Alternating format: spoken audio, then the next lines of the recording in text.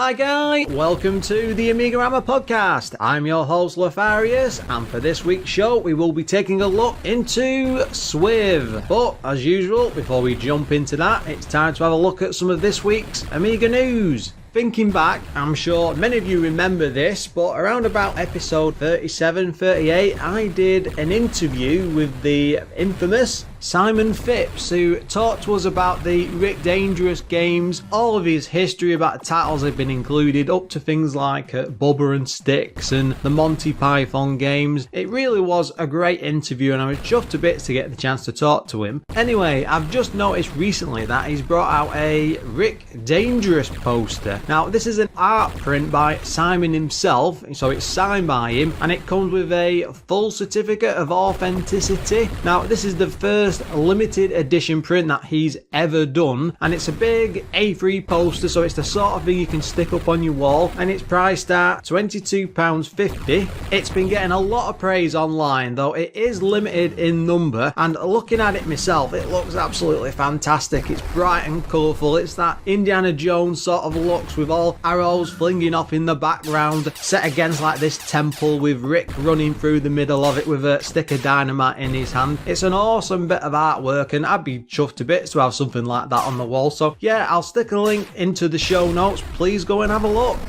On to our next bit of news. Now, I'm sure everyone is familiar with the old Laserdisc games from the 80s and 90s. That's the sort of thing that made Dragon Lair popular. Well, it seems that some fans have got together and ported TimeGal over to the Amiga. Now, according to the blurb, this is a brand new ham engine that allows high quality FMV playback on all OCS machines. It comes with all 16 levels from the original game, along with a mirrored version of each level and all the death animations, including those that were censored on the original Mega CD port. Now, it also has 6 difficulty levels from easy to insane, including a special anime mode for a more cinematic experience. To top it all off, there's also 5 different ending screens to discover. Now, this is one I've actually played on the Mega CD many years ago. I've never been a huge fan of this type of game, but there's the odd one that always catch me attention, particularly Dragon's Lair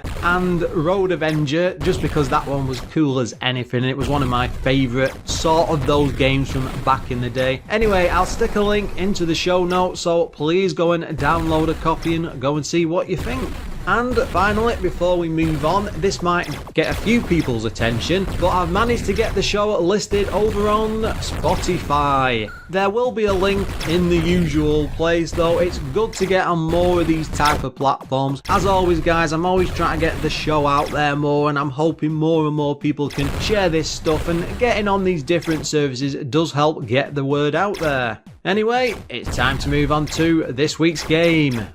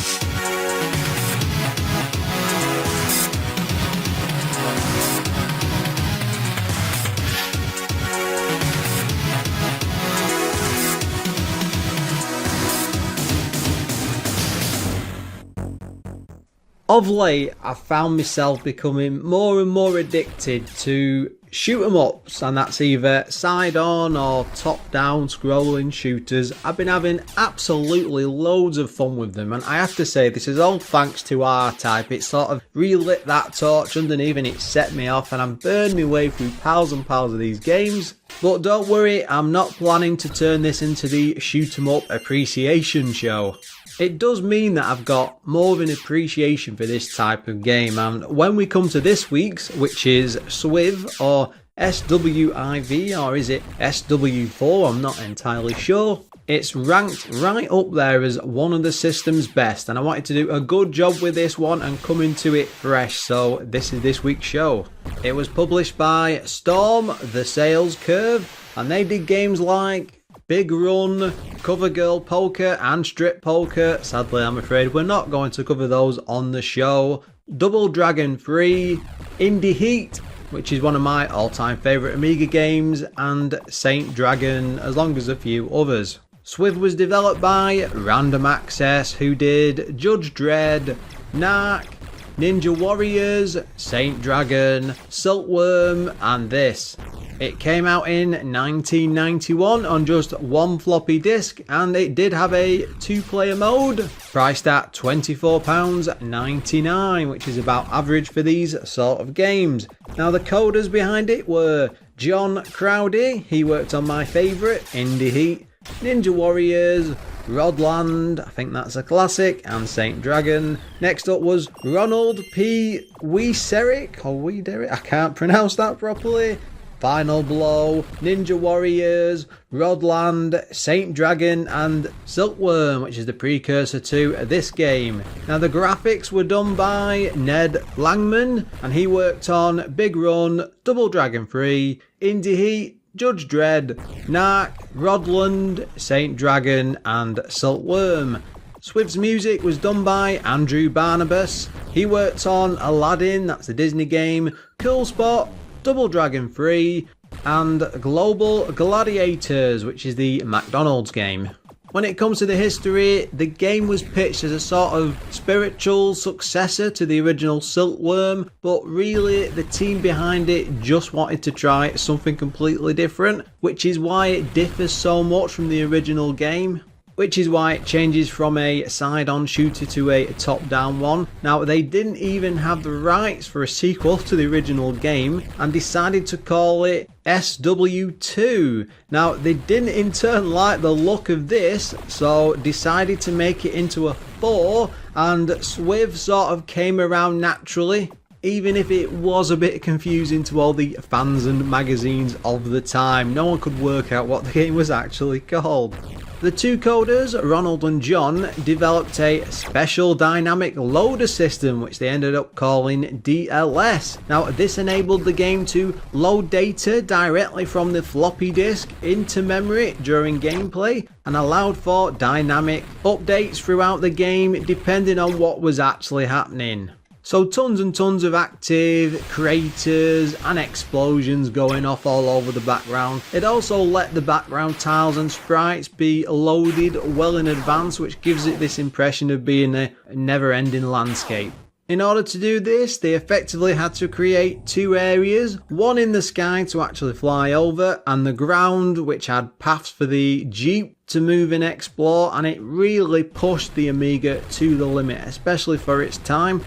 Now it has twice the sprites for the average Amiga shooter, with the blitter chip inside being used for all of the enemies. Now bullets from the actual player were done as hardware sprites, which in turn allowed a great many more than was the norm. The enemies also used something called a UFO system, which was rather unique for the time, as it allowed ships or enemies to be aware of each other and actually fly around in patterns, which makes them look a lot more responsive to stuff that's actually going on the screen. This was really cutting edge stuff for the Amiga, and they even said themselves in an interview that they were breaking shooter boundaries. It wasn't the sort of thing that you were seeing elsewhere. And for years after, people always comment on the effects and the way it all works and just how good it actually responds and deals with situations that are happening around the different enemies. When it came to the game's release, they actually created a special low-level disc format enabled to prevent piracy. They really were testing all sorts of boundaries, but sadly the crackers managed to get past it in just 2 days. Now it was designed to need a special disc to actually read, but the crackers figured out what DLS was actually doing and still managed to get past it. So not only was the DLS there to keep the game going, it also helped them to prevent piracy. Now, John Crowdy himself was actually very impressed they even managed to get around this. Thankfully, it's good in a way because it's how we end up with all the modern editions and WHD load and stuff. As you can probably imagine, this went on to be a huge seller and it did extremely well for them. Even more so, it carried on selling for several years after release. Most disc games come out and then just disappear off the charts, but SWIV was always hanging around in the bottom. And it sold even more when they re-released it on the old Kicks budget range. When it comes to looking back at the game, the team of coders behind it all actually said in an interview that they achieved more than they actually set out to do originally. It's a very impressive title, and hopefully it's going to turn out well for the review. Now, this was ported to the Acorn Archimedes, CPC 464, Atari ST, Commodore 64, MSX, Game Boy Color, which does sound very strange, and the good old ZX Spectrum.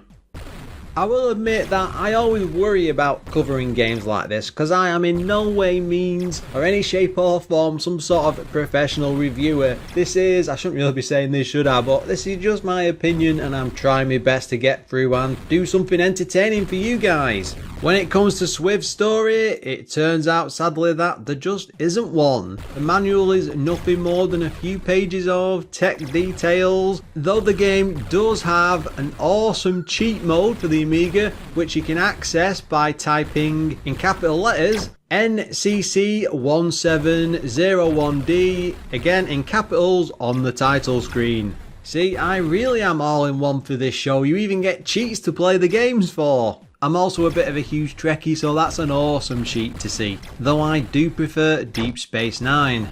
Anyway, moving on, the game opens in a classic top-down style shooter. Now you're flying over a military base in your SWIV copter, which is quite typical from a shooter of the time, with a good amount of arcade-like sprites. Now there's simple text along the top of the screen. Now there is no HUD whatsoever. It does show though 3 lives, a star rating, which lets you keep a matching number of power-ups after death, and the high score of course. Now this seems to count as money, which you can collect, though oddly there's no actual shops to spend it in, and I've no idea why. You can press or hold fire for rapid shots, and the copter can actually be moved around in all 8 directions. Again, typical arcade type game. It's the usual tight controls as you would expect from this sort of thing. And the movement of the copter did tend to remind me of Banshees, which is always a good thing to go up against. There is an option to use a Jeep, which drives across the ground and can lock weapons to fire in any direction, or even tapping the other button will actually let it do this weird sort of hop, which is very handy for getting past obstacles and holes in the ground. Now, both vehicles hit enemies in the air, so it doesn't matter where you fire from, and neither vehicle has any sort of secondary weapon to fire about. Now, this is a one-hit kill game, and you do get some brief invulnerability after death. You get a total of 3 continues, but only if you actually press fire when out of lives. It doesn't seem to tell you this though, and you can easily get game over if you're not quick enough on the ball. There's simple power-ups scattered around the levels, which are just plain icons, from glowing orbs on the floor. Weapons increase the more you collect, simple stuff, and you get things like double shot, triple shot, 4-way and even up to 8-way shots, but at that point you really will be a powerhouse of death on the screen. You can also grab a screen clearing explosion, effectively a smart bomb, a really handy shield bubble which lasts for a number of hits before leaving you open to the elements. Collecting 6 of these power-ups will actually increase the star rating by 1 along the top, which is very useful because the further you get into the game, death obviously it becomes more and more frequent because it gets more difficult, and you get to keep some weapons. Every so often in the levels, bosses do appear in the form of, well, military bases, with lots and lots of missiles and parts that need to be taken out individually before you're actually able to move on. The enemies you encounter beyond the bosses, they're a strange mix of alien and sort of human-like tech. you're never quite sure what's actually going to come next, so it's great to have lots and lots of variety with the enemies throughout, well, all of the stages. I say stages, but that's sort of wrong because the actual screen scrolling, it never lets up, and you get to see this massive range of all these different backdrops, from cities to canyons, oceans, lots of ice, snow, and it's constantly moving. This is some Xevious style scenery, and I'm sure in part that this is a tribute to the original Xevious because it has that similar sort of style as you're moving throughout all of the bits. The game's difficulty system that matches how well you're actually playing, it might seem a bit odd at first, but the further you go without actually getting hit, the stronger the enemies will actually become, firing tons of missiles that you actually need to avoid. So what isn't a constant stream of fire often becomes one the further on you go and the better you do against the actual baddies. Always feels like it's training you to take on more deadly foes. It's quite simplistic in its approach. Now, there's no music, and the sound effects are a bit generic, I'm afraid to say. There's nothing really special there to get excited to, so we can't really go into them. Having said that, it does have some brilliant opening music. That title screen music is amazing. I suspect it's because they pack so much content in that they just had to sacrifice the rest, but I love some music during the actual gameplay. I was hoping for a CD32 edition that maybe came out a few years later. Sadly it wasn't to be, and there's just no sort of CD music or anything to be seen again after the initial release. Let's take a moment though to have a look at some of the game's problems. First up, the standard fire sound effect. It really started to grate on me after a while. You might not mind it, maybe it's down to personal taste, though it really did annoy me after a while. And it's just constant, so that's not a good sign. Now, I do love how the game moves constantly with no sort of loading or level screens popping up, but it's very frantic all the time. I would have preferred the chance to take more of a breather rather than just firing on constantly. There is, of course, always the pause option, though it seems a bit strange in the game. If you're in the middle of it, you're in the zone, you just want to take a slight breather every so often just to keep yourself calm, and maybe I said just take a deep breath. Another issue I had is with the text at the top of the screen. As I said earlier, there's no sort of HUD or anything to make it stand out, and it can be a real pain when you try to read what it's actually saying and it's flicking up. You just can't see it because it's hidden by the floor beneath. I just wish they'd made that stand out a bit more. Again, I'll put a bar under there, something that would just differentiate it from the actual surroundings, and it's more of an annoyance than anything major.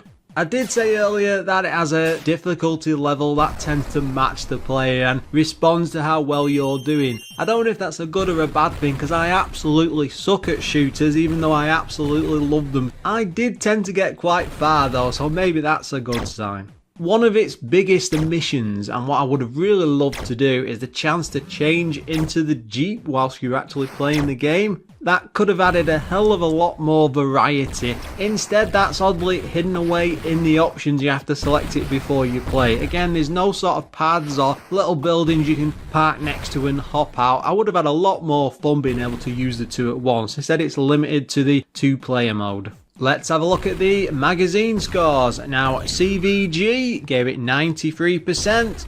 The One gave it 93%. Amiga format 92%, my god. Amiga Action 91%, and finally CU Amiga at 90% as well. From those, straight away, these magazine scores hint at greatness, so this is definitely not the sort of game that needs to be taken lightly. The program trickery behind everything that you see, it's close to magical. I didn't encounter any slowdown whatsoever. Even when the screen is absolutely littered with bullets and enemies, it just keeps on going with no issues whatsoever. That might not seem like much with today's games and the way shooters are, but for the time this really was something else. I will say that the lack of bullets from the enemies seem a bit strange at first, but the frantic flow of enemy ships to just avoid as you're exploring means you're constantly on the move and often glad that they aren't actually there. The farther you go, the stronger the enemies become, and the difficulty curve feels more natural and I'd say exciting to fit the actual player's playstyle. It does feel ingenious with what they've actually managed to do with the Amiga. I will say though that on first play the game can feel a bit boring without much of a challenge, but it's set up to trick you into this sort of false sense of security. It all soon tumbles away to become this pure hardcore shooter with everything flying and the speed and the enemies. It's absolutely crazy the amount of stuff that's going on at any one time. It's no wonder that this is remembered so fondly. Lots of shooters from the time could have learned a ton of stuff from this. You really need to put some time into it yourself to benefit from the difficulty system, but it's one of those that once you do, it turns into a real joy to play.